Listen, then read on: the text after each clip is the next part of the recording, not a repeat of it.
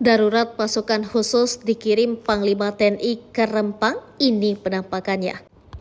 Melihat Rempang makin membara, arus protes dari warga adat Rempang yang semakin menjadi hingga bentrok antara warga dan aparat mulai tidak terkendali, membuat Panglima TNI Laksamana Yudo Margono mengerahkan pasukan.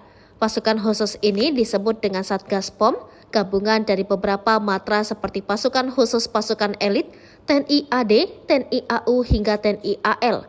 Meski belum diketahui berapa jumlah pasukan ini, namun Panglima menegaskan jika petugas Satgas POM adalah melakukan pengawasan, pengamanan dan mencegah terjadi aksi anarkis. Memang sudah dari awal kita sampaikan kepada Dan Pangdam maupun Pangarmada dan Lantamal dan Rem dan TNI yang ada di sana Pulau Rempang sifatnya pembantuan kepada Polri, kata Panglima, seperti dilansir Sriwijaya Post dari Tribun News.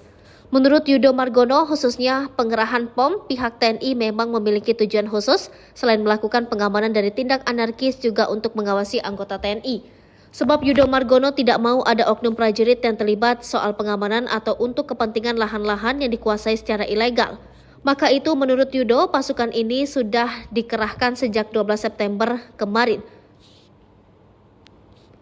Kemarin sudah dilaksanakan, termasuk POM TNI kita turunkan, jangan sampai ada prajurit TNI yang terlibat di sana. Terlibat mungkin provokator atau mungkin punya lahan-lahan yang tidak sah di sana, terang Yudo.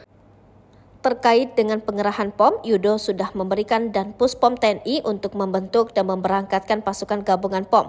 Selain itu, Yudo menghimbau semua prajurit TNI untuk menahan diri, jangan terlibat anarkis dan mencegah hal-hal yang membahayakan.